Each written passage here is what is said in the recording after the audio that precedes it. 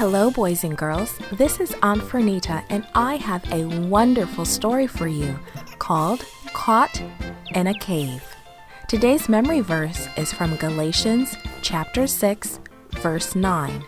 It says, "Let us not become weary in doing good."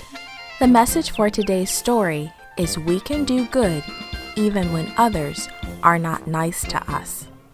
Has anyone done something unkind to you? What did you do?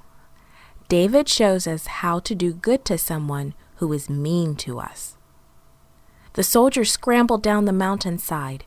He slipped on some gravel, then he got his balance and ran on. "Saul and his soldiers are coming," he said to David. "King Saul is coming with thousands of soldiers." No longer a boy, David and his 600 men quickly climbed up into a big cave where they could hide. The cave was very dark and still. David and his men crouched behind big boulders or big rocks. They barely breathed. David and his men had been running away from King Saul and his soldiers for months. King Saul had made it known that he wanted to kill David. Why? Because King Saul was jealous of David's victories in battle. The people loved David. They even made up a song about him, comparing him to King Saul. And King Saul didn't like that one bit. Suddenly a man walked into the cave. A very tall, big man. It was Saul.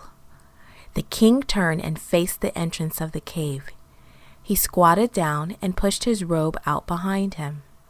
"Look," one of the hiding men whispered into David's ear. "The Lord is giving you a chance to kill King Saul." "I cannot," David replied, "for God has made him king. I cannot harm him." Then David took his sharp knife out of his belt. He crept slowly and without any sound toward King Saul. Then he reached out, cut off a piece of the king's robe. David crept back to his men. But then he began to feel bad about cutting the king's robe. When Saul stood up and left the cave, David followed him. "My lord, the king," he shouted. "My men and I could have killed you," David said, "but I will never hurt you because you were chosen by the Lord." "Look," David shouted as he held up the piece of material he had cut from the king's robe. "This proves that I could have hurt you." "Is that really you, David?" Saul called back. "You are a better man than I am," he said with tears running down his face. "You have been merciful. I know that you will surely be the king of Israel after me. Just promise me that you will not hurt my family." So King Saul and his 3,000 soldiers began the long trip back home. The Lord was happy with the way David treated Saul that day.